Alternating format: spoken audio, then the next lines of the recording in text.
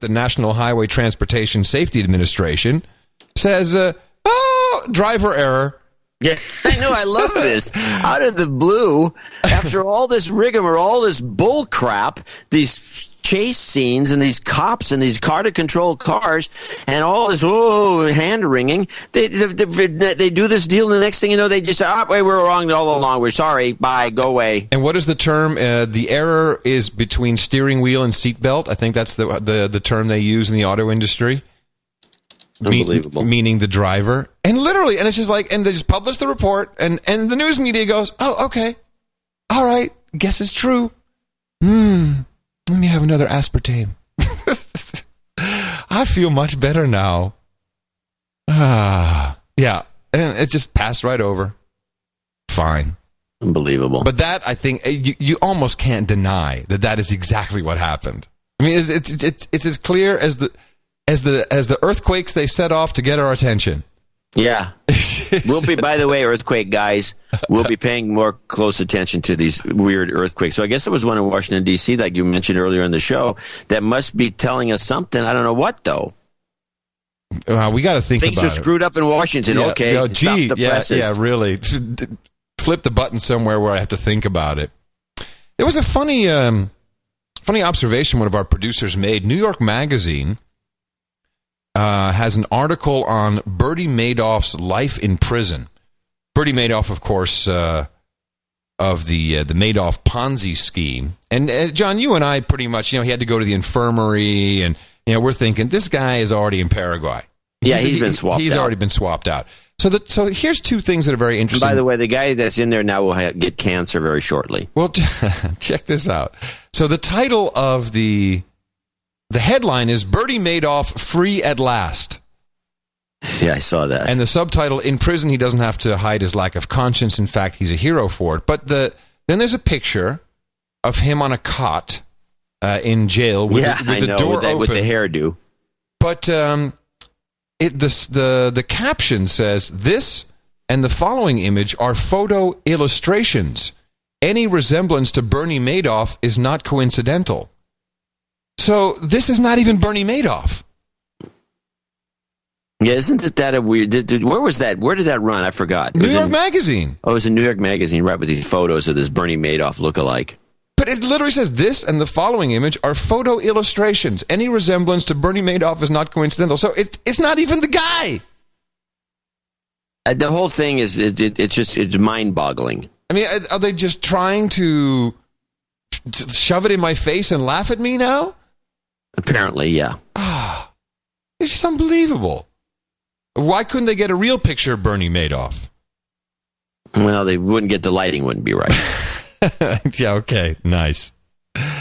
They can't leave him in the cell with Bernie because Bernie may go berserk and kill him. Who knows?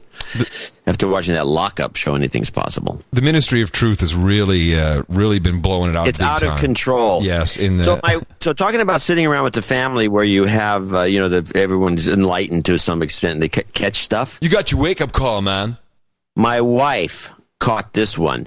Bret Michaels, who we've already discussed on the show to an extreme, who's now trying to become the third judge on the American Idol show, and he's promoting himself. He was on Joy Behar, and he slips up and starts talking about, if I was going to win The Apprentice, if I'm going to win, I mean, if I was going to be in the finals, it was like he. Wait a minute, I'm confused now. Is this before? No, this is after. So this is after he already won Celebrity Apprentice. Yeah, and Behar's having a nice chat with him, and he's trying to, and he even says, I have to phrase this correctly, because apparently he's not the brightest guy in the world, and he keeps flubbing up. Okay, let me recall, because we do have new audience members. And this was just one of those crazy calls, almost like me calling the Spain the winner of the World Cup 3 weeks before it happened, when people weren't even thinking of Spain. Bret Michaels had this brain aneurysm. All this stuff was horribly wrong, and I immediately, like the same day or the next day on the show, said, watch this Cinderella story. He's coming back and he'll win Celebrity Apprentice. And the reason I knew it is because Trump was on the morning show, or the early show, I think, CBS or whatever, maybe it was ABC, whatever network it airs on.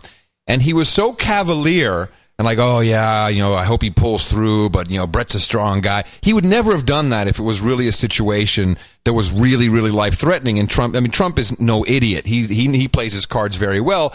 And to know that the ratings were slipping dramatically of Apprentice. In fact, they were beat out by, what's the Family Guy spin-off show? The Cleveland Show. Which is the worst thing possible. So it was being beaten by the Cleveland Show, and so it was easy to call because if you know how media works, it's like, oh, it's obvious. The fix is completely in. So we presume that was a fix, and lo and behold, Cinderella recovery. He goes. Even Holly Robinson, who was doing so great and had raised more money, even she said, "I'll let him win." I mean, it was like so obvious. Like, okay, he's going to win. Perfect, beautiful. Now, I have two clips here. Which one am I supposed to play? Well, the first one is the Bret Michaels on Trump, where he slips up and he makes mention. He kind of expresses himself in a funny way, because first he starts talking about how he has to be careful what he says and how he says it. Then he talks about winning, and then he says, I mean, if I can get into the finals. So he says, if I'm going to win, if I'm going to get in the finals. And Mimi immediately says, there he is. There's the whole slip up. The fix is in. All right, so we listen? All right. Yeah. Or some music. So it was, but I think he saw that I come from Pittsburgh. I come from a very blue-collar family. You work real hard. There's no self-pity, and you get it done. And when I got a chance to do the show, and I want to watch how I word this, not that there's any time to get a brain hemorrhage is a good time, but getting sick couldn't have come at a worse time in my life. And this is why, because I already knew I'd been in New York and fought so hard to get to the finale of Apprentice. But obviously there's a break before you get to the we weren't sure if you'd get there. I mean, we were talking about it all the time. And I was pretty sure I wasn't going to get there, but I was determined that if I won or not win, if I knew that I was going to be in the final two, I was going to do everything I could to get back after I got sick. And then I already knew I was doing American Idol, and I knew I was doing the tour. In fact, I was in the tour when it happened. And that's the thing for me. There's a song by Tim McGraw, a friend of mine wrote. It's called "Live Like You're Dying." That's right. That's the way I live my life. I cannot. I've played shows. I broke my finger in the morning. Played in the morning. He said in the morning. He said in the morning. I'll have to take that clip. So he also said something else in there. He says, "I already knew." Did you hear that early on? Yeah, of course, because he already knew. Okay, and then if I was going to win, if I was going to get in the finals. Right. It was just terrible. But Behar's even trying to help him out. She's even saying, "You mean the finals, Brett? The finals, Brett." I mean, this was pathetic. And Brett, I like the guy. I met him several times, hung out. He's a sweet boy. He really is a sweet boy. Absolutely sweet guy. But not the brightest lamp in the chandelier. Essentially told it. He basically confirmed your belief from the get-go. But it was like he was going to do this. He can't seem to. He's obviously given scripts, and he tries to follow them as best he can. And so his next script is to be the next judge on American Idol. And so he's got a pitch that he has, which I believe the Joy Behar show is used by some of these people to practice. Right, it's like the farm team. This is where you go. You go on there, you practice your pitch, you see how it goes over, because they know her audience is a very specific type of audience that they can measure.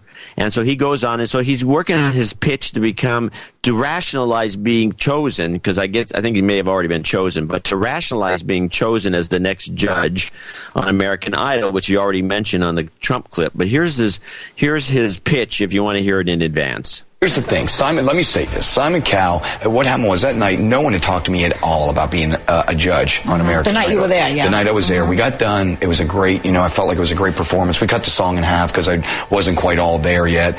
And, but the performance was great. The audience, it was the only standing ovation I got of the night, which was killer. And what happened was Simon Cowell made a really nice comment after the show. He just said Brett would be a great replacement. He's lived it. Has lived this life. Yeah. What? He's lived Simon Cowell's life of hookers and blow? It makes no sense. And listen, I think the biggest mistake that American Idol can make, whether they choose me or not, Simon Cowell's an original. Brutally honest, but an original. Yes. He made that show great. He did, and I don't know if he can survive without him. And I'm telling you, I feel that they will not survive without him if they try to replace him with someone that's a knockoff of Simon Cowell. I think if they put someone on that show... Do you want to do it? I would love to do it. You would? I would really bring it to the table. Well, you're saying it here, so maybe... I'm saying I would love to do it. I think I passionately love music, and watching people perform... Yeah, see, Joy slips a little thing in there. She's